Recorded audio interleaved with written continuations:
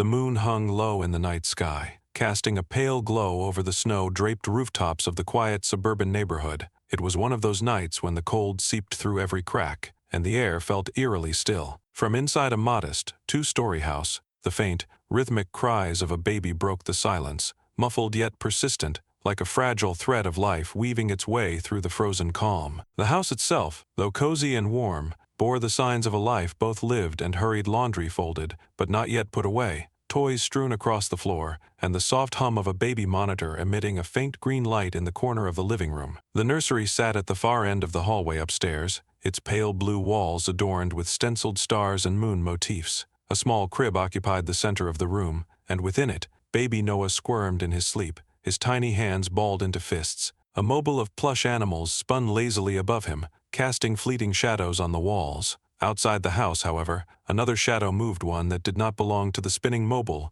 or the moon's uncertain light. Perched on the snow-laden windowsill of the nursery was a fox. Its sleek, russet fur bristled against the chill as it crouched low, amber eyes gleaming with an unsettling mix of curiosity and intent. The animal's movements were deliberate, calculated, as if it knew exactly what it was doing. Its pointed ears twitched at the faint rustle of branches, but it remained focused on the task at hand. The window, slightly ajar due to a faulty latch, offered just enough space for the fox to nudge it further open with its snout. The pane creaked softly, but the fox paused, its gaze darting toward the crib before resuming its entry. Inside the room, the air was warm and tinged with the faint scent of baby powder. The fox's paws landed silently on the carpet as it slipped into the nursery, blending into the shadows like a phantom. Its nose quivered, picking up traces of milk and fabric softener, and it moved closer to the crib, each step measured and deliberate. Noah stirred, his soft whimpering fading into a series of contented sighs, as though lulled by the presence of the intruder. The fox hesitated,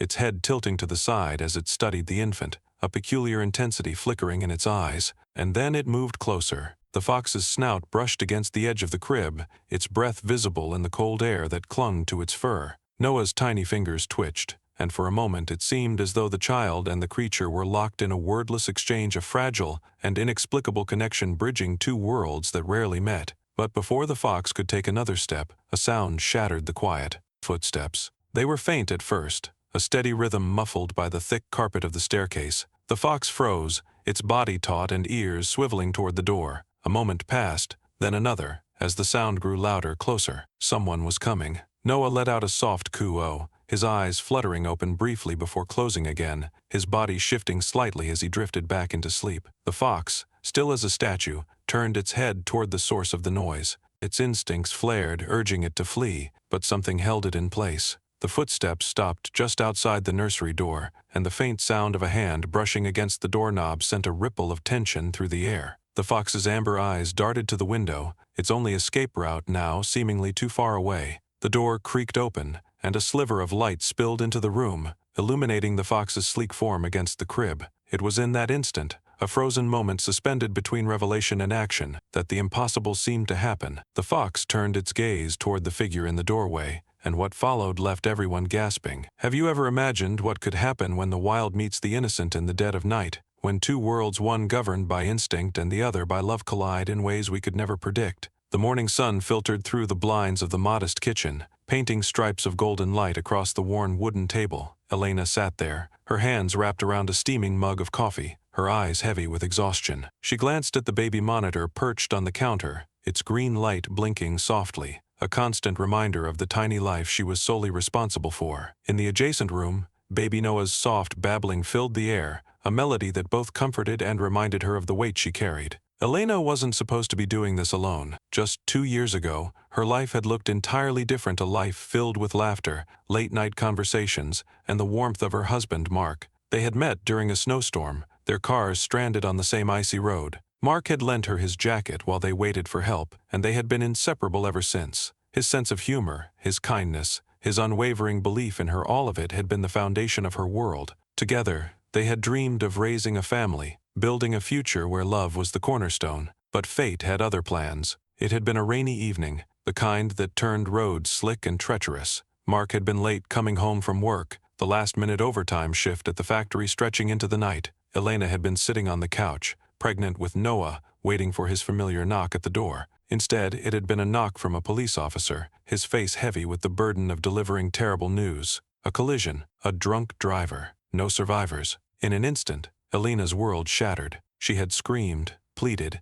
and finally collapsed onto the floor, clutching her stomach as waves of grief and disbelief washed over her. Mark was gone, and with him, the dreams they had so carefully built. For weeks, she moved through life in a haze, the weight of her loss pulling her down like an anchor. But then Noah arrived, his cries piercing through her despair like a lifeline. In his tiny face, she saw a fragment of Mark, a reason to keep going. Raising Noah had not been easy. Elena worked long hours as a server at a local diner, the tips barely enough to cover rent and daycare. Her days started before dawn, preparing bottles and packing Noah's bag, and ended long after he was asleep, the hum of the washing machine a constant companion as she folded tiny clothes. Yet, through it all, she never let herself falter, not in front of Noah. She was determined to give him a life filled with love, even if it meant sacrificing her own comforts and dreams. Her resilience became her armor. Every day she faced the world with quiet strength, her determination etched into the lines around her eyes and the calluses on her hands. She had learned to budget every penny, to fix things instead of replacing them, to find joy in the smallest moments, a giggle from Noah,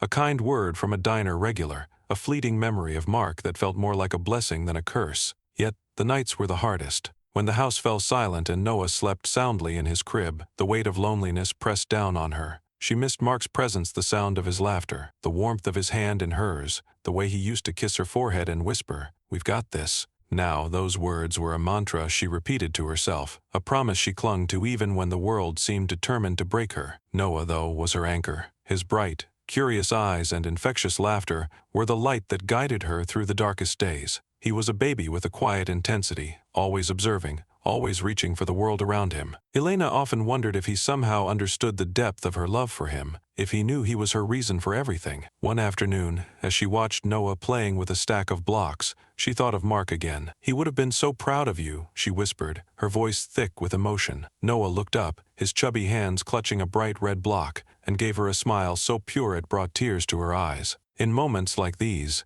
Elena felt her resolve strengthen. She would not let the weight of her loss define Noah's future. She would teach him to be strong, to be kind, to carry Mark's legacy in every step he took. But no matter how hard she tried, there were cracks in the facade. Sometimes, when bills piled up or daycare costs loomed, the pressure felt insurmountable. She had no safety net, no one to call for help when things went wrong. Every decision was hers alone to make, every mistake hers alone to bear. And while she never let Noah see her cry, there were nights when she clutched Mark's old sweatshirt and wept into its faded fabric, her whispered apologies filling the empty room. Despite it all, Elena remained fiercely determined. She found strength in the little victories, getting Noah to laugh during a particularly rough day, fixing a leaky faucet on her own, saving enough to buy a second-hand crib when Noah outgrew his bassinet. She celebrated these moments, however small, because they reminded her of the life she was fighting for. Her love for Noah was a force that defied exhaustion and fear. It was in the way she sang to him softly as she rocked him to sleep, in the way she stayed up late researching ways to stretch her paycheck, in the way she whispered promises to him in the dark, "I'll always protect you, no matter what."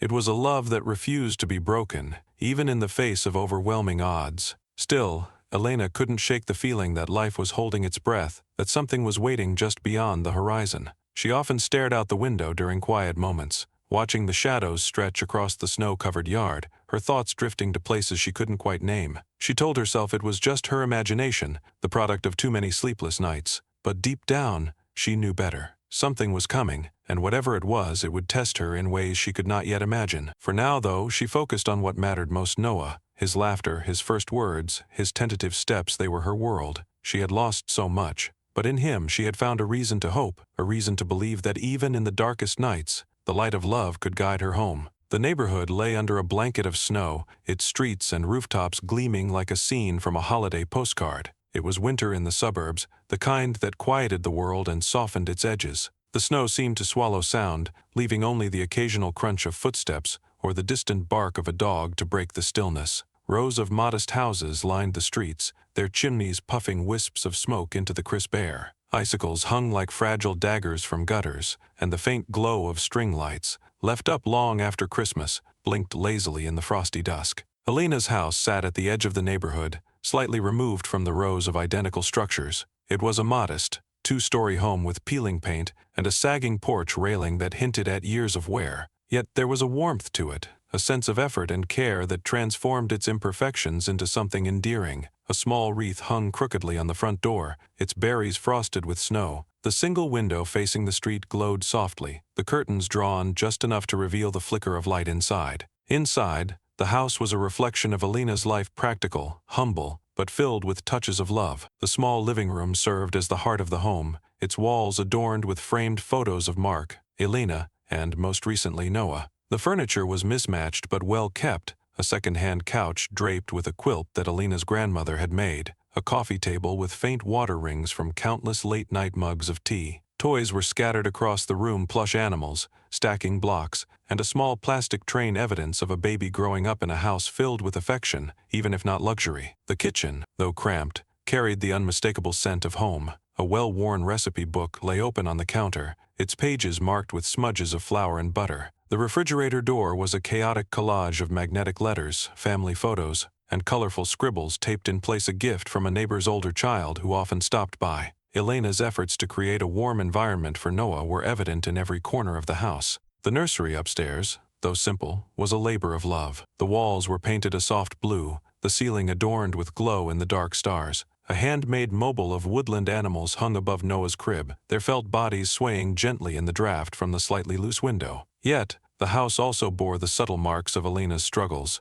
The heating vents often groaned, and certain spots on the wooden floor creaked with every step. The curtains, though clean, were slightly frayed at the edges, and the washer and dryer in the small laundry nook rattled noisily during their cycles. Still, these imperfections added character rather than detracting from the home's charm. It was a house built on determination and love, a haven for a mother and her child. Beyond the neighborhood, however, lay a world far removed from the suburban tranquility. The woods began just beyond Elena's backyard, an expanse of towering pines and dense undergrowth that seemed to stretch endlessly into the horizon. In winter, the forest took on an otherworldly quality, its branches heavy with snow, its paths hidden beneath layers of frost. The trees stood like sentinels, their dark silhouettes stark against the pale sky. The air in the woods was colder, sharper, carrying the faint scent of pine and earth. It was a place both beautiful and foreboding, its quiet depths hiding a myriad of unseen life. By day, the forest seemed almost serene, with the occasional flutter of wings or the scurry of a squirrel across the snow. Animal tracks crisscrossed the ground, hints of the creatures that called the woods home. But at night,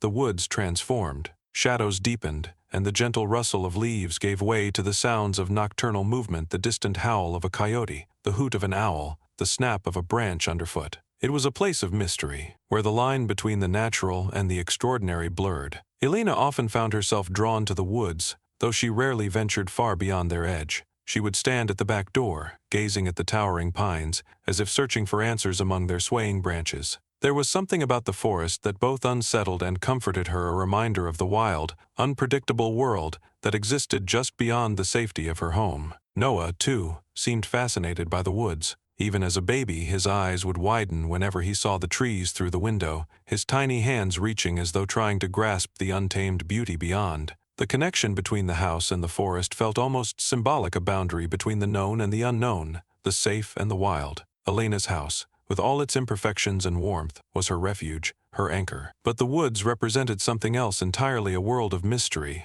of danger, but also of possibility. In the days to come, that boundary would blur. The safety of the house and the wildness of the forest would collide, forcing Elena to confront fears she had long buried and to discover a strength she never knew she possessed. For now, though, the house stood quietly against the winter landscape, its soft glow a beacon of hope against the vast, silent woods. The doorbell rang just as Elena was settling Noah into his high chair, a half-smeared spoon of pureed carrots precariously balanced in her hand. She smiled to herself, knowing exactly who it was without needing to check. Maya's visits were as dependable as the sunrise, always perfectly timed, always exactly when Elena needed a moment of reassurance. Coming, Elena called, wiping her hands on a dish towel as she walked to the door. Maya stood on the porch, a wide grin spread across her face despite the biting cold. Her arms were laden with bags, a small casserole dish in one hand and a brightly colored bag of baby clothes in the other. She was a tall, athletic woman in her mid-30s,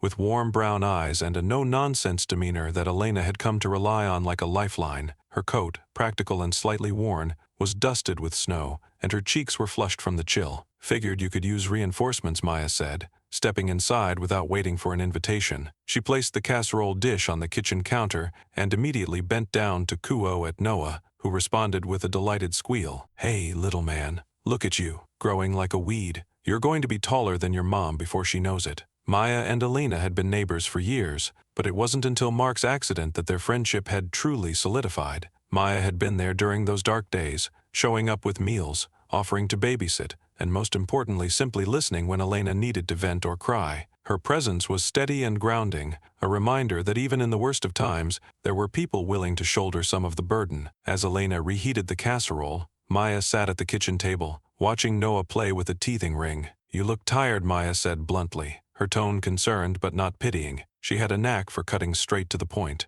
"I am tired," Elena admitted, setting plates on the table. "But I'm okay. We're okay." "You don't have to do this alone, you know," Maya said, her gaze steady. "I'm just next door.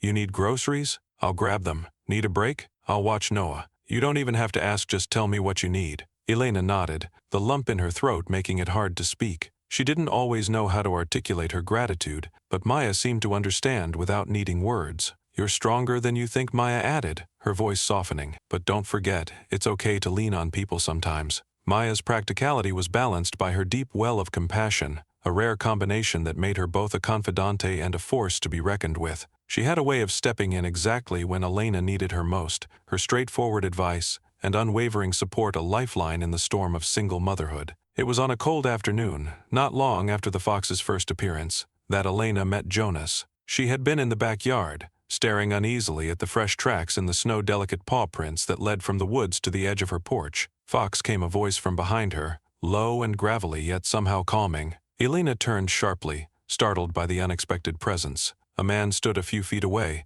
leaning casually against the chain-link fence that separated her yard from the woods. He was tall and wiry, his face weathered and his beard flecked with gray. His clothes were utilitarian, a thick, olive-green jacket, rugged boots, and a knit cap that covered most of his unruly hair. He carried a canvas satchel slung over one shoulder, its faded surface patched and well-worn. "Sorry," the man said, raising his hand slightly in a gesture of peace. "Didn't mean to scare you." "Who are you?" Elena asked, her voice cautious but not unfriendly. "Name's Jonas," he said, stepping closer but keeping a respectful distance. "I'm with the local wildlife rescue. I monitor this area, make sure the animals around here stay safe and out of trouble." His gaze drifted to the paw prints, then back to Elena. "You've got a visitor." Elena nodded, her unease lingering. "I've seen it, the fox. It came to the house last night." Jonas's expression didn't change, but something flickered in his eyes in intensity, as if her words confirmed something he had already suspected. "Foxes don't usually come this close to houses," he said slowly. "Not unless they're desperate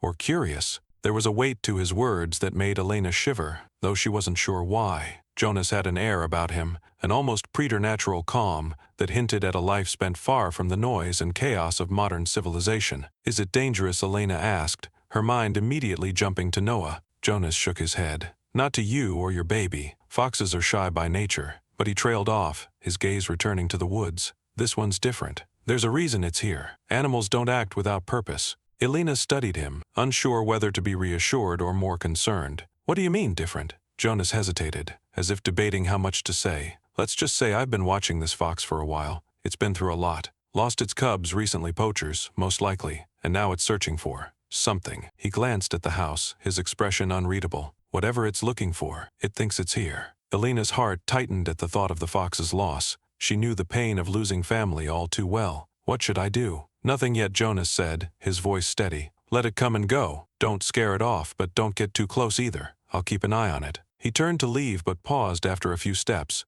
"You're not alone in this," he added, his voice softer now. "If you need help, if you're worried, call me." He slipped a small, handwritten card from his pocket and handed it to her. It bore only his name and a phone number. As Jonas disappeared into the woods, Elena felt a strange sense of relief mixed with unease. There was something enigmatic about him, a depth she couldn't quite place. He seemed as much a part of the forest as the animals he protected, a man caught between two worlds, the wild and the human. Both Maya and Jonas added vital pieces to Elena's life. Maya, with her unwavering support and practical wisdom, was the steady hand guiding Elena through the storms of her everyday challenges. Jonas, with his deep connection to nature and the mysteries of the woods, brought an element of the extraordinary, hinting at a world beyond Elena's understanding. Together they would play pivotal roles in the story to come, helping Elena navigate the delicate balance between the safe and the wild, the known and the unknown. Noah had always been a curious baby, but there was something different about him, something Elena couldn't quite put into words. Even as a newborn, he had been unusually calm, his wide, bright eyes seeming to absorb the world around him with an intensity that felt almost otherworldly. He rarely cried for no reason, and when he did, it wasn't the shrill wail of distress but a softer, almost questioning sound, as if he were trying to communicate something beyond his years. By the time Noah was 6 months old, Elena began to notice his sensitivity to the world around him. He would startle at sounds others didn't hear, the faint creak of the floorboards, the soft rustle of leaves against the window. His head would turn sharply toward the source of the noise, his tiny body still and alert, as though he were waiting for something to reveal itself. One evening, as Elena fed Noah in his high chair, she watched him pause mid-bite, his gaze fixed on the window. Outside, the backyard was cloaked in shadow, the bare branches of trees swaying gently in the wind. There was nothing there, or at least, nothing Elena could see. But Noah's eyes remained locked on the darkness, his small hand reaching out as if trying to grasp the unseen. "What is it, sweetheart?" Elena asked, her voice soft. She moved closer to the window, peering into the night. The faint outline of the woods loomed in the distance, silent and still. But the hairs on the back of her neck stood on end, and for a moment, she felt the same sense of anticipation she saw in Noah's wide eyes. It wasn't just sounds that caught Noah's attention. He seemed to have an uncanny awareness of movement, even the subtlest shifts in his environment. He would giggle when a bird landed on the porch railing, long before Elena even noticed it was there. He tracked the flight of insects with a fascination that bordered on obsession, his tiny hands clapping with delight when they darted past the window. Elena couldn't explain it, but she felt certain that Noah was attuned to something beyond the ordinary. She began to wonder if it was simply a heightened sense of awareness, or if it was something more. The disturbances began subtly, so much so that Elena didn't think much of them at first. It was winter, after all, and animals often wandered closer to homes in search of food. But there was something unusual about the patterns. She noticed something that didn't quite fit. It started with the footprints. One morning, as she stepped onto the back porch to toss out the trash, she noticed a series of tracks in the snow. They were small and delicate, unmistakably those of a fox, and they led from the edge of the woods directly to her porch. At first, she dismissed it as coincidence. The fox had probably been drawn by the smell of food or the warmth of the house. But the tracks didn't stop appearing. Every morning, fresh prints crisscrossed the snow, leading closer and closer to the house. They weren't random, they followed a deliberate path always to the same corner of the porch, just beneath Noah's nursery window. Then there were the noises. Elena often heard them at night, faint but persistent, the scrape of claws on wood, the soft thud of something landing on the porch. Once, she thought she heard a low whine, almost like a plaintive cry, but when she opened the door, there was nothing there. The sounds were unsettling, but what truly unnerved her was the sense of presence. It was an instinct, a feeling she couldn't shake that she and Noah weren't alone. She began to catch glimpses of movement out of the corner of her eye, a shadow darting across the yard, a flash of russet fur disappearing into the woods. One evening, as Elena prepared Noah's bottle, she noticed something odd. The loaf of bread she had left on the counter that morning was gone, and the plastic wrapper that had held it was lying crumpled on the floor. She frowned, searching her memory. Had she put it away without realizing it? Had Maya stopped by and taken it for some reason? A few days later, a half-empty box of cereal disappeared, along with a small container of fruit she'd left near the sink. At first, she thought she was imagining things. Perhaps she was simply too tired to remember where she'd placed them. But when she found the torn cereal box outside near the porch, her confusion turned to unease. It wasn't just food that was going missing. Small objects began to vanish as well. A baby sock from the laundry basket, one of Noah's teething rings, a wooden spoon she kept by the stove. She found them days later, scattered in the yard or at the edge of the woods, as though someone or something had taken them and abandoned them. The incidents left her feeling vulnerable, as though her home had been breached in a way that was both subtle and deeply personal. She began double-checking the locks on the doors and windows every night,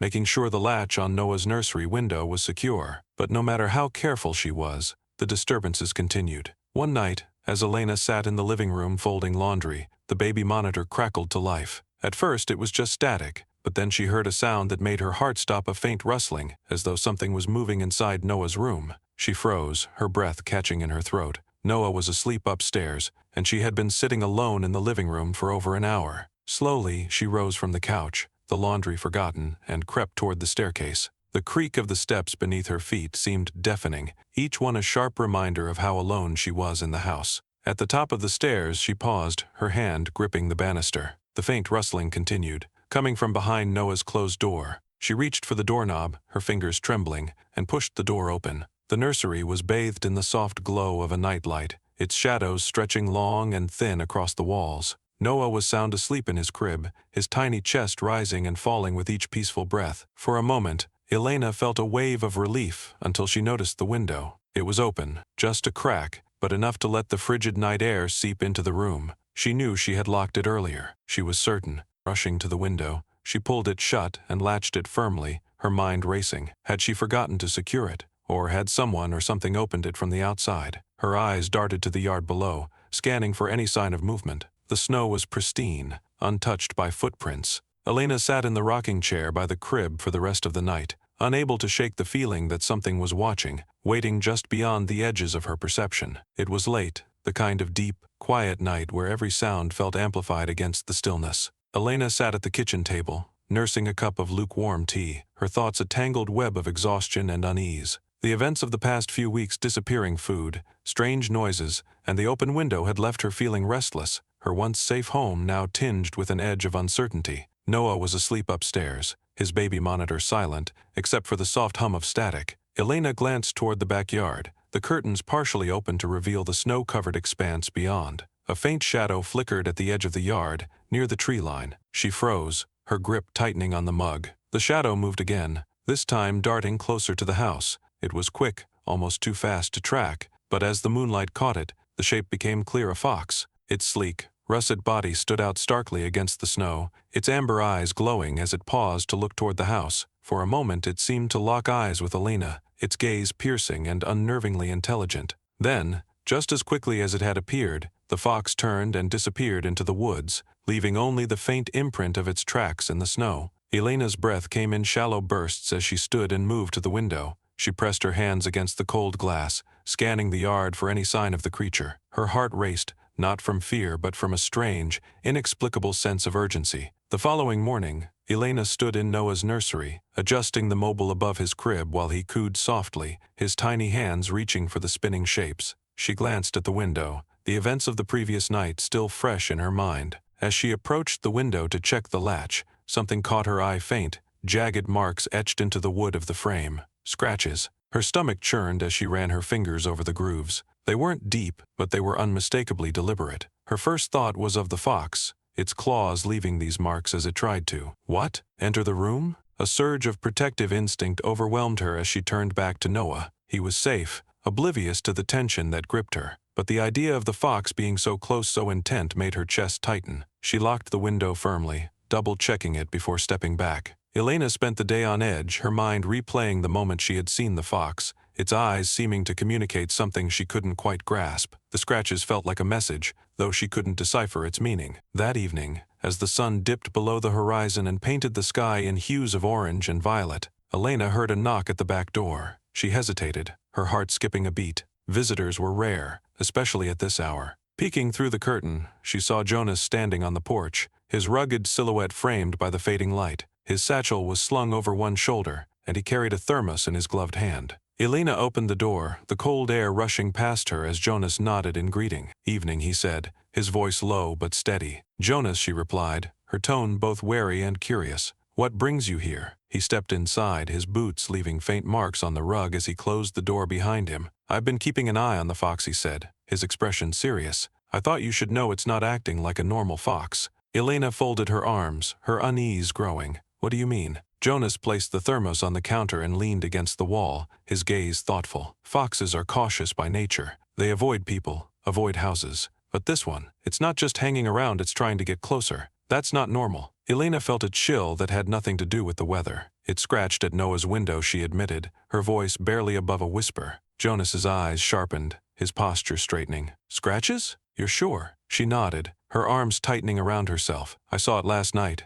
near the edge of the yard. And this morning I found the marks. I don't know what it wants," but her voice trailed off, the weight of her fear making it hard to continue. Jonas frowned, his gaze drifting to the nursery door, as if he could sense the baby sleeping inside. "Foxes don't act without purpose," he said after a moment. "This one lost its cubs not long ago. It's grieving, searching for something to fill that void. But there's more to it than that. Animals like this, they're drawn to certain things. What kind of things? Elena asked, her pulse quickening. Jonas hesitated, as though choosing his words carefully. Something about your son, he said finally. I've seen animals act this way before, drawn to people, especially children. It's like they sense something we can't. A connection. Elena shook her head, her disbelief mingling with unease. You're saying the fox is connected to Noah? That doesn't make any sense. I know it doesn't, Jonas admitted, but there's a reason it keeps coming back. You said it scratched at the window. Maybe it wasn't trying to get in. Maybe it was trying to get your attention. The thought unsettled Elena even more. She had spent weeks fearing the fox, viewing it as a potential threat to her son. But Jonas's words planted a seed of doubt. What if the fox wasn't a danger? What if it was something else entirely? Whatever it is, you need to be careful, Jonas continued. Don't leave food outside, and keep the windows secure. I'll keep watching it, but trust your instincts. If something feels off, call me. He handed her another card, identical to the one he'd given her before, and placed a reassuring hand on her shoulder. You're not alone in this, he said, his voice steady. As Jonas left, disappearing into the gathering shadows of the woods, Elena stood by the window, her thoughts racing. The fox's behavior, the scratches, Jonas's warnings, it all pointed to something she couldn't explain. And though she wanted to believe her home was safe, she couldn't ignore the feeling that her life was about to change in ways she could never have imagined. The fox came again that night, its amber eyes glowing faintly in the darkness just beyond the nursery window. This time, Elena wasn't caught off guard. She had been watching, her heart pounding as she stood in the shadows of the hallway, her view of the yard obscured only by the edge of the window frame. It approached cautiously at first, its lithe body moving silently across the snow, but there was something different in its behavior now, something deliberate. It stopped below the nursery window, lifting its nose to the air as though sensing something unseen. Its head tilted, ears flicking toward the faint hum of sound coming from inside the house. Elena's fingers tightened around the phone in her hand, Jonas's number already dialed but not yet called. She wanted to act, to scare the fox away, but something held her back. Despite her fear, she couldn't shake the feeling that the fox wasn't here to harm. It lingered there for several long moments, then turned and disappeared into the woods once again, its tail a rust-colored streak against the snow. In the morning, Elena found more tracks, this time circling the house in a pattern that seemed too purposeful to be random. Near the back porch, she found another set of scratches, shallow but fresh, etched into the wood of the railing. The signs were clear. The fox was growing bolder, its presence more insistent. Elena couldn't ignore the tension that gnawed at her. She found herself double-checking locks, keeping Noah close even during the day, and glancing nervously at the windows as though expecting to see the fox staring back at her. At the same time, she felt a growing frustration with Jonas. His calm demeanor and cryptic explanations offered little comfort, and his insistence that the fox was not a threat clashed with her instincts as a mother. It's getting closer, she told him one afternoon as they stood near the edge of the woods. It's not scared of us anymore. How can you say it's not a threat? Jonas adjusted the strap of his satchel, his expression thoughtful but unbothered. Because I've seen this before, he replied. Animals don't act like this without a reason. It's not about you or even your home. It's about your son. Elena's frustration boiled over. You keep saying that, but it doesn't make sense. Why would a wild animal care about Noah? Jonas held her gaze, his calm demeanor unshaken. Because he's different, he said simply. You've noticed it, haven't you? The way he watches the world, the way he senses things. He's not like other babies. Elena faltered, the words striking a chord she hadn't expected. Of course, she had noticed Noah's sensitivity, his strange connection to the world around him, but to hear Jonas speak of it so plainly unsettled her. That doesn't mean I'm going to let a wild animal near him, she said firmly, crossing her arms. Jonas nodded, his expression softening. I'm not asking you to, he said, but I am asking you to consider that this fox isn't just here by chance. Animals are drawn to things we don't understand, energy, instincts, something deeper. Whatever it is, it's important. Jonas's words lingered in Elena's mind as the days passed, but her fear remained. The fox's visits became more frequent, and its behavior continued to defy explanation. One evening, as she sat in the nursery rocking Noah to sleep, she heard it again, the faint scratch of claws against wood. Her breath caught, and she froze, her eyes darting to the window. The sound came again, this time followed by a low, almost mournful whine. Noah, she whispered, clutching him tighter. The baby stirred but didn't wake, his small body warm and trusting in her arms. Slowly, she rose from the chair and approached the window, careful not to make a sound. Pulling back the curtain just enough to peek outside, she saw the fox, its paws pressed against the base of the window, its eyes fixed on her. It didn't flinch or retreat as she stared back, its gaze steady and unblinking. There was no aggression in its posture, no hint of malice. If anything, it seemed expectant, as though it were waiting for her to understand something she couldn't yet grasp. Elena's fear wavered, replaced by a strange, inexplicable sense of connection. For a moment, the distance between them seemed to dissolve, the boundaries between human and animal blurring in a way that left her breathless. But then, just as suddenly, the fox turned and darted back into the woods, leaving her standing there with more questions than answers. The tension between Elena and Jonas grew as the fox's presence persisted. Jonas continued to insist that the animal was a sign of something greater, urging Elena to trust her instincts and let the situation unfold naturally. But Elena's maternal instincts screamed for action, her fear for Noah outweighing any curiosity or wonder she might have felt. "I can't just sit here and do nothing," she told Jonas one afternoon as they walked the perimeter of her yard. "I'm his mother. It's my job to protect him." "You are protecting him," Jonas replied, his tone calm but firm. "But protecting doesn't always mean fighting. Sometimes it means listening, understanding what's really going on." "And what do you think is going on?" she demanded, stopping to face him. Jonas hesitated, his gaze drifting toward the woods. "I don't know," he admitted. "But I've seen things like this before. Animals don't just act, they respond. Something about your son is drawing this fox in. You need to trust that it's not here to hurt him." Elena shook her head, the frustration and fear bubbling to the surface. "That's easy for you to say," she snapped. "You don't have to lie awake at night wondering if it's going to break through the window. You don't have to wonder if the next sound you hear means danger." Jonas stepped closer, his expression softening. "You're right," he said. "I don't know what it's like to be a mother, but I do know that fear can blind us to the truth. And the truth is, this fox isn't your enemy." Elena turned away, her arms wrapped tightly around herself. She wanted to believe him, wanted to trust that there was a deeper meaning to the fox's presence, but her fear for Noah was stronger, a primal force she couldn't ignore. The nights grew colder, and the fox's visits became almost routine. Elena continued to lock the windows,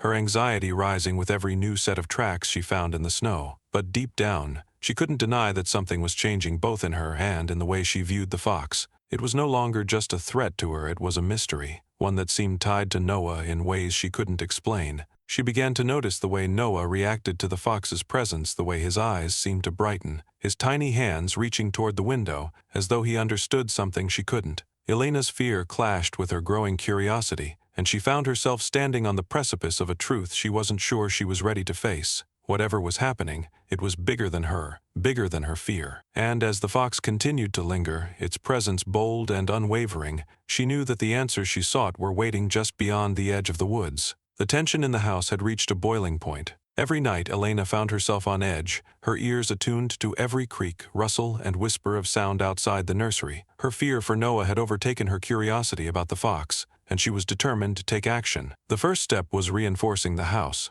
Elena spent a full day inspecting every window and door, tightening latches and adding makeshift locks where she could. For the nursery window, she bought a thick sheet of plexiglass, cutting it to size and wedging it between the frame and the glass, creating a barrier she hoped would be impenetrable. She also installed motion-activated lights around the house, the beams slicing through the darkness with every faint movement outside. It gave her a sense of control, however fleeting, to know the house was bathed in light whenever the fox approached. But her actions didn't stop there. After another sleepless night filled with scratches on the porch and the distant cry of the fox, she called animal control. The man who arrived was middle-aged, gruff, and unimpressed by Elena's description of the fox's behavior. "Foxes are scavengers," he said as he unloaded a small cage from his truck. "They'll hang around if they think there's food. Probably smelled something inside." "It's not just scavenging," Elena argued, following him to the backyard. "It's coming to the same window every night. It's watching." The man snorted, shaking his head.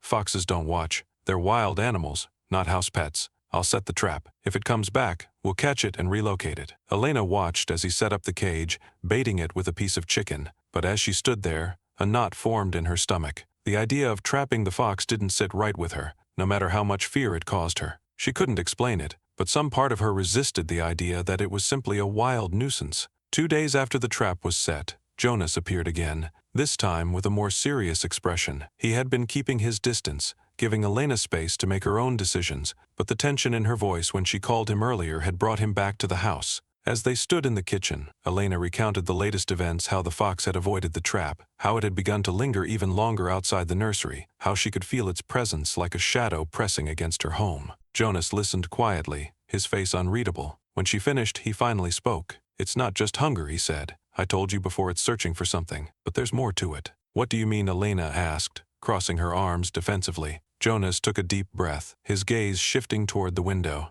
I've been tracking this fox for weeks, long before it came to your house. It's lost its cubs. Elena frowned, her arms lowering slightly. Lost them? How? Poachers, Jonas said, his voice heavy with anger. They've been trapping animals in the woods for fur. I found one of their snares a few weeks ago empty, but it had fur caught in the wire. That fox had a litter, and now it doesn't. Elena's heart twisted at the thought. She had known about poaching but had never thought it could happen so close to her home. That's why it's acting this way, Jonas continued. It's grieving, it's looking for something to fill the void, and for some reason it's found that in your son. Elena shook her head, her fear and confusion mixing with an unexpected pang of sympathy. That doesn't make sense, she said. Why Noah? I don't know, Jonas admitted, but animals have instincts we can't understand. Maybe it sees something in him, something familiar. Elena wanted to dismiss his words, to cling to her fear and her need to protect Noah, but the thought of the fox mourning its cubs, searching for a connection, made her pause. The confrontation came on a cold, moonless night.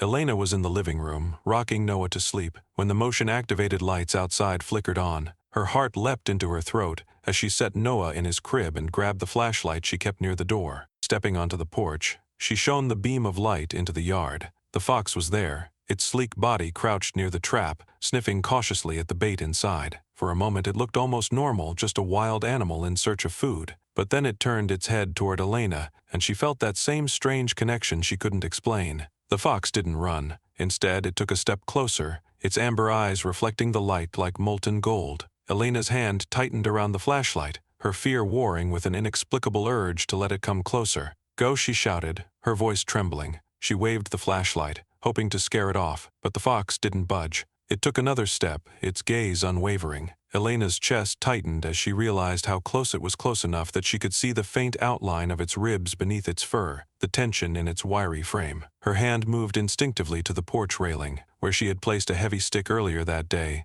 just in case. She grabbed it, raising it as the fox took another step. Don't come any closer, she warned, her voice breaking. The fox stopped, its head tilting slightly, as though it were trying to understand her. Its eyes locked onto hers, and for a moment, the world seemed to fall silent. Elena's grip on the stick tightened, her knuckles white. She could feel her fear urging her to act, to protect Noah, to drive the fox away for good. But as she raised the stick higher, ready to strike, she hesitated. The fox didn't move. It didn't growl or bare its teeth. Instead, it lowered its head, its body sinking slightly into the snow as though in submission. It looked at her not with the wild, unpredictable energy she had feared, but with something softer, something almost pleading. Elena's breath caught as her hand wavered. Slowly, she lowered the stick, her fear melting into something she couldn't name. The fox stood still for another moment, its eyes never leaving hers. Then, with a small, almost imperceptible nod of its head, it turned and disappeared into the woods. Elena stood on the porch, the stick slipping from her fingers into the snow. Her heart was pounding, her mind racing, but one thought echoed above the rest: she hadn't been protecting Noah from the fox. She had been protecting herself from something she wasn't yet ready to face. The morning after the dramatic encounter, Elena called Jonas. She could still feel the tension in her chest, the moment she had raised the stick playing over and over in her mind. She needed answers, something to make sense of the inexplicable connection she had felt with the fox. Jonas arrived within the hour, his usual calm demeanor tinged with an unspoken urgency. As they sat at the kitchen table, Elena recounted what had happened. She described the way the fox had looked at her, how it had seemed to surrender rather than attack, and how she couldn't bring herself to drive it away. Jonas listened intently, his fingers tracing idle patterns on the rim of his coffee mug. When she finished, he leaned back, his gaze distant. Animals aren't like us, he said after a moment. They don't act out of malice or revenge. They act out of instinct, and sometimes, out of pain. You think it's still grieving? Elena asked, her voice quieter now. Jonas nodded. I've seen it before. When a mother loses her young, she doesn't just move on. She searches. She clings to whatever reminds her of what she lost. And sometimes, that leads them to places they wouldn't normally go. Elena looked down at her hands, guilt and sympathy warring within her. But why Noah? Why my house? Jonas hesitated, his expression thoughtful. Maybe it's not about the house, he said. Maybe it's about Noah. Animals are drawn to certain people, especially children. It's like they can sense something we can't, and from what you've told me about Noah. He trailed off, but the implication was clear. Elena's heart tightened. She thought of the way Noah's eyes lit up when he saw the woods, the way he seemed to notice the fox even when it wasn't visible. Do you think it sees him as one of its cubs? She asked, the words feeling strange on her tongue. Jonas didn't answer immediately. Instead, he gave her a small, knowing smile. I think it sees something worth protecting. It wasn't long before Elena began to notice a pattern. Every time the fox came near the house, Noah's behavior shifted. The restless energy he often displayed during the day seemed to fade, replaced by a calm focus that was both unsettling and mesmerizing. One evening, as Elena rocked Noah to sleep, the motion-activated lights flickered on outside. She froze, her heart quickening, but Noah didn't seem to notice. Instead, his tiny hand reached toward the window, his eyes wide and unblinking. "It's okay," baby Elena murmured, her voice trembling slightly. But even as she said the words, she realized Noah wasn't scared. He wasn't even curious, he was serene, as though the presence outside brought him some kind of unspoken comfort. When the fox appeared again the following night, Elena decided to test a theory. She placed Noah in his crib and left the nursery door slightly ajar. She stood in the hallway, watching as the fox approached the window. Once again, Noah stirred but didn't cry. His tiny fists unclenched, and he smiled softly in his sleep. Elena couldn't deny what she was seeing. There was a connection between the fox and her son, one that defied explanation. It frightened her, but it also intrigued her, and she found herself drawn to the mystery even as she tried to push it away. As the days turned into weeks, Jonas became a more frequent presence in Elena's life. He visited often, bringing books on animal behavior and sitting with her late into the evening as they tried to piece together the puzzle of the fox's actions.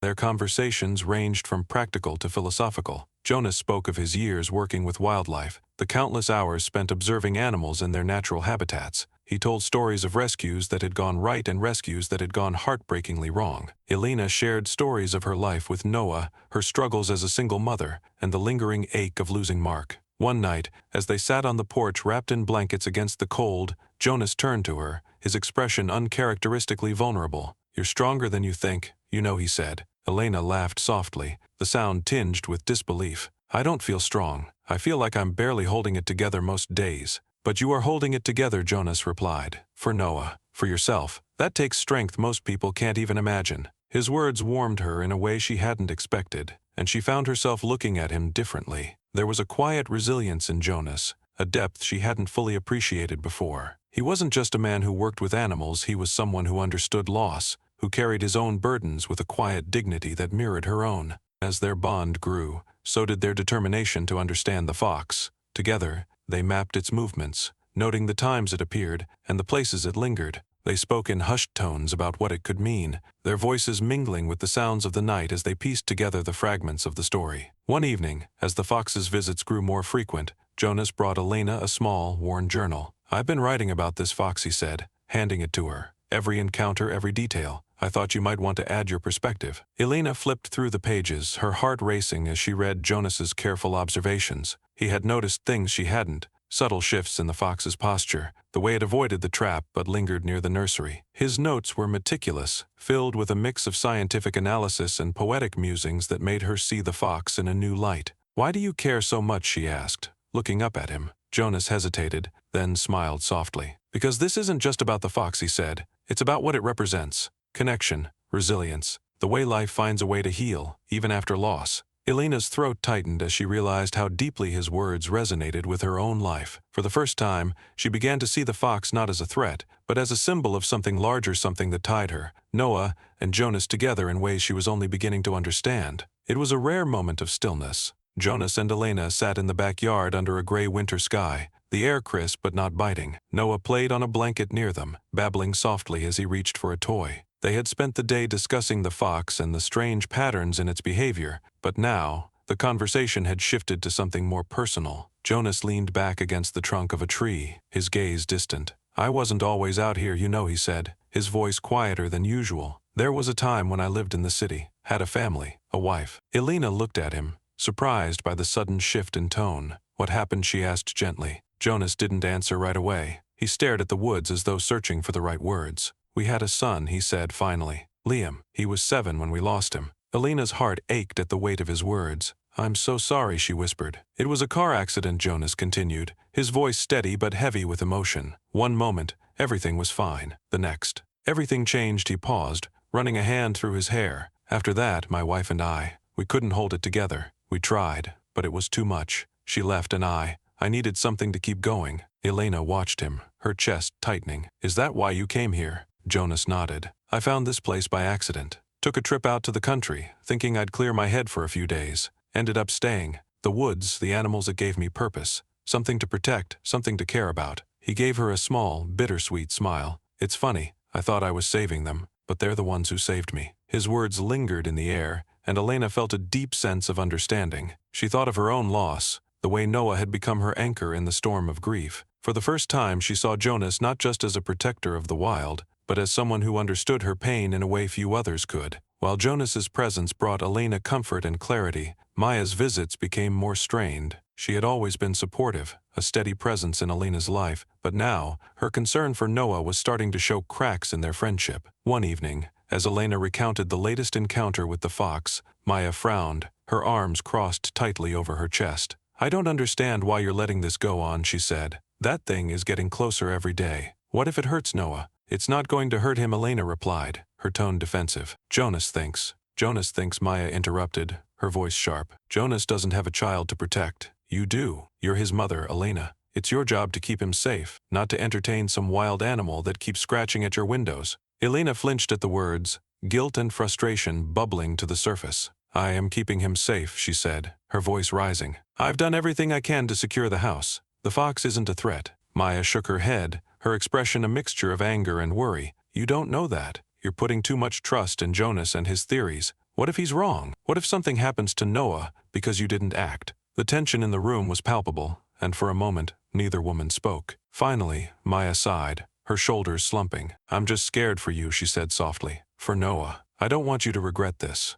Elena nodded, her throat tight. "I know," she said quietly, "but I need you to trust me." Maya didn't reply, but the unspoken doubt lingered between them, a rift that neither of them could fully bridge. As winter deepened, Jonas began to spend more time in the woods, his instincts telling him that something was amiss. He often returned with stories of disturbed trails, strange footprints, and the faint smell of metal in the air, signs of human interference in the otherwise untouched wilderness. One afternoon he arrived at Elena's house carrying a heavy object wrapped in a burlap sack. "I found this near the edge of the woods," he said, placing it on the kitchen table. Unwrapping the sack, he revealed a steel trap, its rusted teeth sharp and menacing. Elena stared at it, her stomach turning. "Is that a snare?" Jonas confirmed, his voice tight with anger. "It's illegal in this area, but that doesn't stop people. They set these traps to catch foxes, raccoons, anything they can sell for fur." Elena's hands clenched into fists. "Do you think this is what happened to the fox's cubs?" Jonas nodded grimly. "It's likely. I've been finding these all over the woods.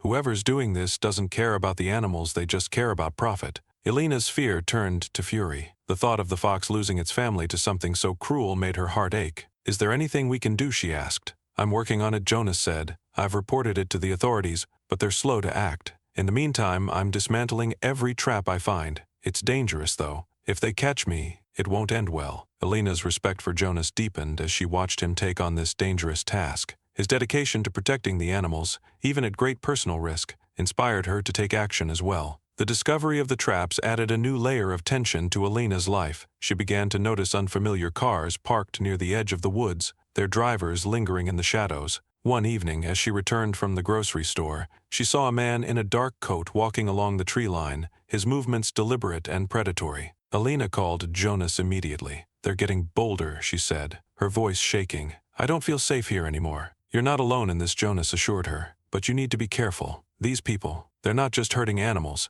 They won't hesitate to hurt anyone who gets in their way." The words chilled her, but they also steeled her resolve. She refused to let fear control her, not when Noah's safety and the safety of the fox was at stake. The subplot developments come to a head when Elena finds a fresh trap near her backyard, the bait already gone and the mechanism snapped shut. It's a stark reminder that the danger is closer than ever, and it pushes her to confront the dual threats of the poachers and her own fear. With Jonas's help, Elena begins to take proactive steps to protect not just her home but the entire area. They set up cameras, document evidence, and rally the community to raise awareness about the illegal trapping. Maya, despite her earlier doubts, begins to see the seriousness of the situation and offers her support. Through these challenges, Elena grows stronger, her bond with Jonas deepens, and her understanding of the fox's plight becomes clearer. The stage is set for a climactic confrontation, as the threads of the subplots intertwine with the larger narrative, pushing Elena toward a moment of reckoning with both the poachers and the fox. It was a cold, moonlit night when Elena first noticed the faint sound of voices carrying through the woods. She had just finished settling Noah into his crib and was locking the windows when she saw a glimmer of light flickering between the trees, accompanied by low murmurs and the crunch of boots on snow. Her pulse quickened as she peered through the curtains. The poachers were back, and this time they were closer than ever. Grabbing her phone, she called Jonas, her voice urgent. "They're in the woods near the house," she whispered. "I can see them. What do I do?" "Stay inside," Jonas replied immediately. "I'll be there in 10 minutes. Don't go out there, Elena." But the thought of the poachers setting another trap of the fox walking into it, unaware, filled her with dread. She couldn't just stand by. Quietly, she slipped on her coat and boots, grabbed a flashlight, and stepped into the night. Elena moved carefully through the snow, her breath visible in the frosty air. The voices grew louder as she crept closer, her flashlight off to avoid being seen. She could make out 2 men standing near the base of a large tree, their heads bent over a bundle of gear. "Set it here," one of them said gruffly. "Tracks are fresh.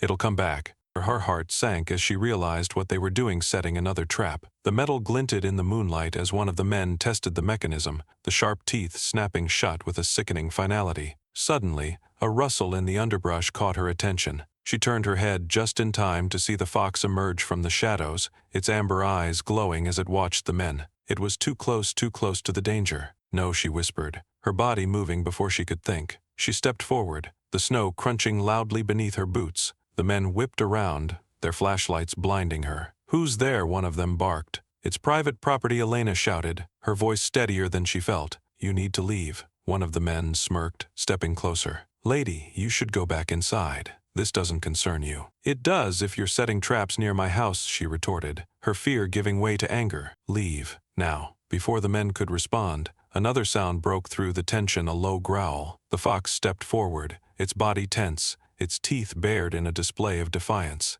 The men froze, their flashlights trained on the animal. "That thing's bold," one of them muttered. "Too bad it won't be around much longer." Elena's heart pounded as she realized what was about to happen. "No," she yelled, stepping between the men and the fox. "You're not going to hurt it." Before the confrontation could escalate, another voice cut through the night. "That's enough." Jonas appeared, his tall frame emerging from the shadows like a guardian of the woods. He carried a heavy flashlight in one hand and a long, sturdy walking stick in the other. His presence was commanding, and the poachers hesitated. "This is a protected area," Jonas said firmly. "Every trap you've set here is illegal. Leave now, or I call the authorities." The men exchanged a glance, their confidence wavering. One of them muttered a curse under his breath before turning to leave, dragging the untriggered trap behind him. The other lingered for a moment, glaring at Jonas and Elena, before following his partner into the trees. The silence that followed was deafening. Elena turned to Jonas, her relief mingled with guilt. "I couldn't just stay inside," she said softly. Jonas shook his head, his expression both stern and understanding. "You shouldn't have come out here alone, but you did the right thing." As the poachers' voices faded into the distance,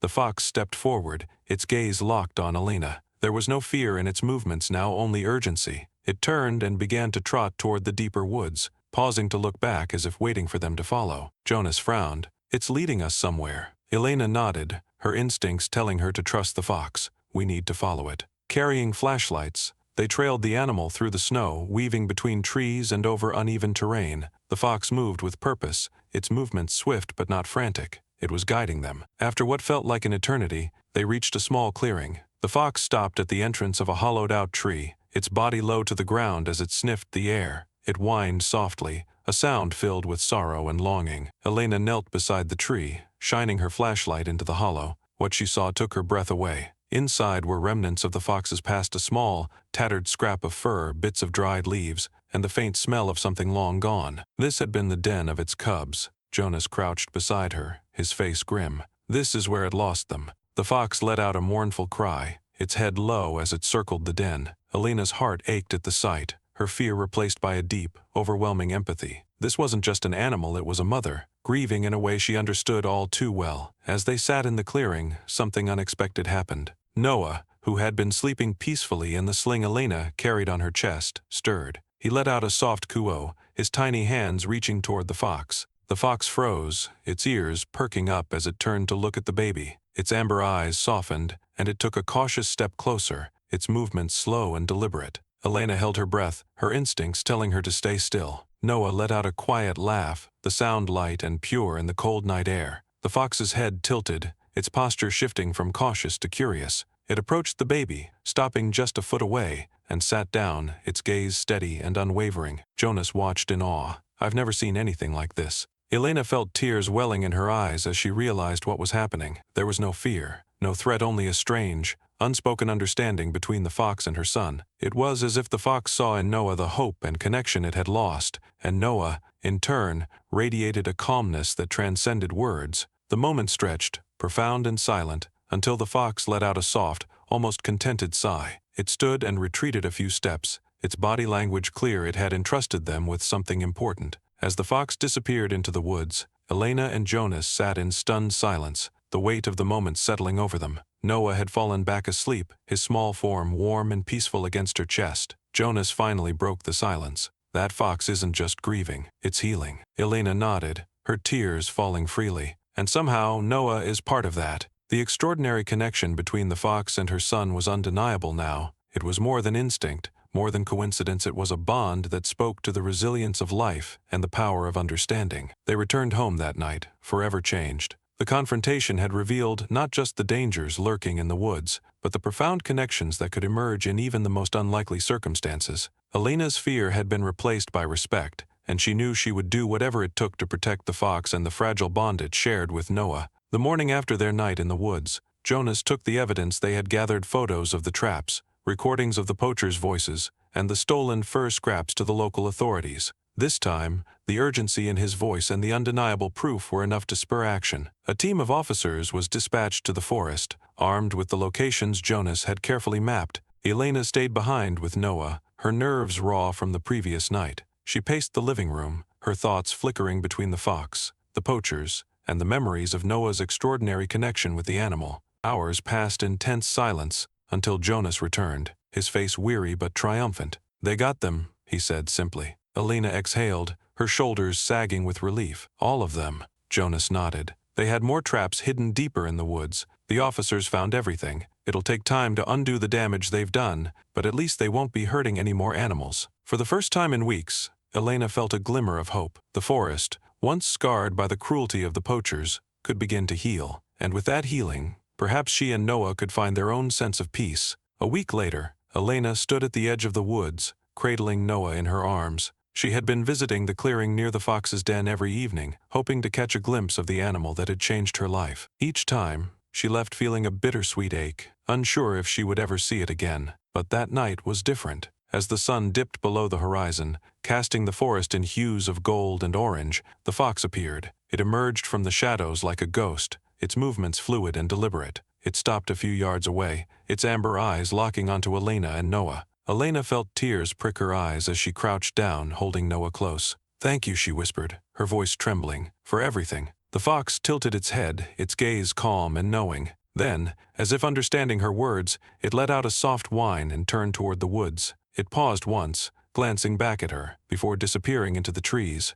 Elena stood there long after it was gone, the weight of the moment settling over her. The fox was safe now, free to return to its natural habitat. But its presence, its quiet strength, and connection to her son would remain with her forever. In the days that followed, Elena found herself reflecting on everything that had happened. The fear, the uncertainty, the moments of wonder and connection, all of it had left an indelible mark on her. She thought of the fox's resilience, the way it had continued to search for meaning and connection even after losing its cubs. In its journey, she saw echoes of her own. She thought of Jonas, whose quiet determination and unyielding compassion had guided her through the darkest moments. His stories of loss and healing had helped her see her own grief in a new light, not as a burden to be carried alone but as a bridge to understanding others. And most of all, she thought of Noah. Her son, with his wide, curious eyes and his unexplainable bond with the fox, had taught her to trust in the things she couldn't understand. Through him, she had come to see the beauty in vulnerability, the strength in connection, and the importance of letting go of fear. The forest, too, had taught her lessons. Its wildness, its fragility, and its quiet resilience mirrored the struggles and triumphs of life. Standing at the edge of the woods,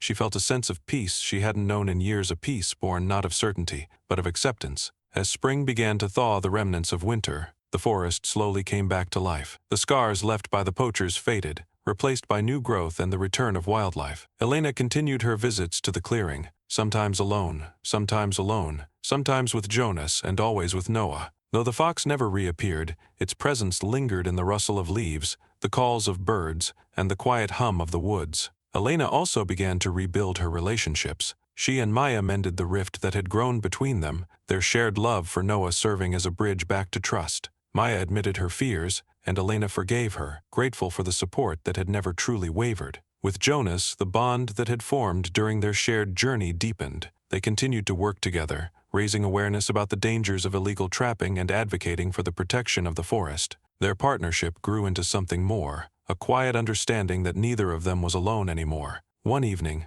as Elena tucked Noah into bed, she noticed something she hadn't before: a small drawing taped to the wall above his crib. It was a crude, childlike depiction of a fox, its tail a vivid streak of red. She smiled, her heart swelling with a mix of sadness and joy. The fox had left them, but its legacy remained. It had taught her the importance of trust, the power of resilience, and the beauty of connection between humans, between animals, and between the wild and the tame. As she kissed Noah goodnight, she whispered a silent promise to herself to honor the fox's memory by living with the same courage and compassion it had shown her. And as she turned out the light, the soft glow of the moon through the window seemed to echo her resolve. In the weeks following the capture of the poachers, Elena and Jonas's lives took on a new rhythm, one driven by purpose and fueled by a shared vision. The scars left by the traps and the harm to the forest ignited something in both of them, a determination to ensure that no other animal would suffer as the fox and its cubs had. They began organizing a local campaign, leveraging Jonas's expertise and Elena's growing network in the community. Maya, once skeptical of their efforts, became an invaluable ally, using her connections to spread the word. Flyers were distributed, town hall meetings were scheduled, and social media became a platform for their cause. Jonas spearheaded the educational aspect of the campaign, leading guided walks through the woods to teach others about the delicate balance of the ecosystem. He spoke about the importance of protecting wildlife, using his deep knowledge and personal anecdotes to inspire empathy and action. Elena, with Noah often in tow, became the heart of the movement, sharing her story with the fox to illustrate the profound connections that could exist between humans and nature. "We're not just protecting animals," Elena said during one town hall meeting. "We're protecting ourselves, our ability to coexist with the wild, to learn from it, and to find healing in its resilience." The campaign gained traction quickly. Donations poured in, volunteers signed up to help clear the remaining traps from the woods, and local businesses offered their support. For the first time in a long time, the community felt united by a common goal to protect the forest and its inhabitants. As their campaign grew, so did the bond between Elena and Jonas. Their partnership, once rooted in a shared urgency to protect the fox, evolved into something deeper: a mutual respect and understanding forged in the trials they had faced together. One evening, after a particularly successful town hall meeting, Jonas and Elena sat on her porch, the sounds of the forest humming softly around them. Noah slept peacefully inside, his baby monitor glowing faintly on the table. "You know," Jonas said, breaking the comfortable silence, "I never thought I'd feel this way again, like I'm part of something bigger, like I'm making a difference." Elena smiled, her gaze fixed on the woods. "I know what you mean. For so long I felt like I was just surviving. But this, it feels like a second chance." Jonas turned to her, his expression thoughtful. "It is a second chance, for all of us." Their eyes met, and for a moment, the weight of their shared journey hung between them, unspoken but deeply felt. In that moment, they both understood that their connection went beyond their shared mission. It was a partnership built on trust, respect, and a mutual desire to create something meaningful. The success of their campaign brought with it a sense of closure, but it also marked the beginning of a new chapter. Elena and Jonas began discussing plans to expand their efforts beyond the local community. They dreamed of creating an organization dedicated to wildlife conservation, one that could educate, advocate, and protect on a larger scale. At the same time, their personal lives began to intertwine in ways that felt both natural and inevitable. Jonas became a regular presence in Elena's home, helping with Noah and sharing meals that often stretched late into the evening with stories, laughter, and quiet moments of reflection. For Elena, the idea of building a life with Jonas was both thrilling and daunting. She still carried the memory of Mark, the love they had shared, and the pain of his loss. But Jonas's presence didn't diminish that memory, it honored it. He understood her grief, her resilience, and her need to move forward without forgetting where she had been. Though the fox was gone, its impact remained a constant presence in their lives.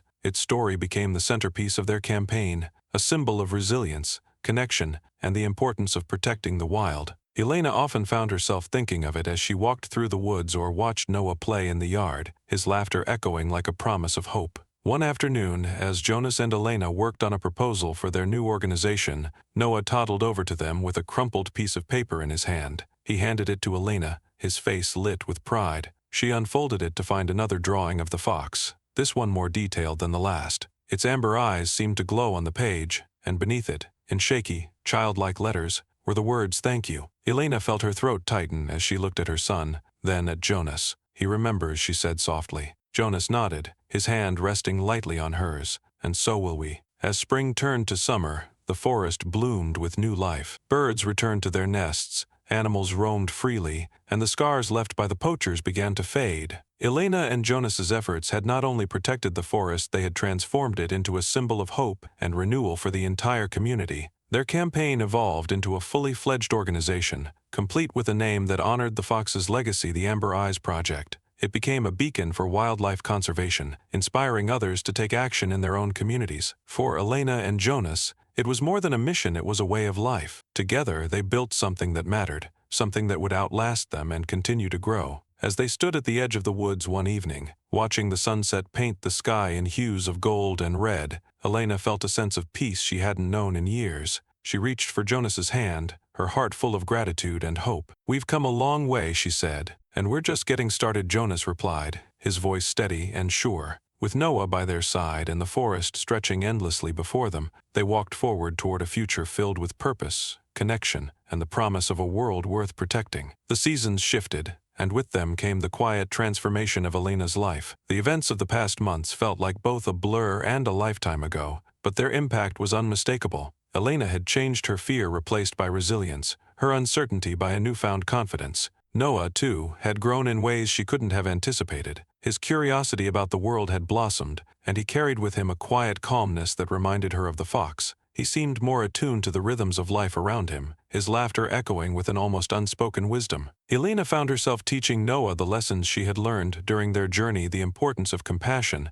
the strength in trusting others, and the beauty of the wild. They spent hours exploring the woods together, their footsteps weaving through trails that had once felt unfamiliar and intimidating. She pointed out birds and flowers, told him stories of the fox, and marveled at the way his eyes lit up with wonder at every new discovery. One late autumn afternoon, as Elena and Noah walked along their favorite trail, a sense of quiet anticipation hung in the air. The forest was alive with the golden hues of falling leaves, the scent of earth and pine filling their lungs. Noah toddled ahead, his small hands clutching a stick he had picked up along the way. They reached the clearing near the fox's den, the place where so much had changed for them. Elena stopped, her heart swelling with a mix of gratitude and longing. She glanced at Noah, who had paused to examine a patch of moss, and smiled. Then, as if summoned by her thoughts, the fox appeared. It stepped into the clearing with the same quiet grace that had first captured Elena's attention. Its sleek coat gleamed in the dappled sunlight, its amber eyes calm and watchful. Elena froze, her breath catching in her throat,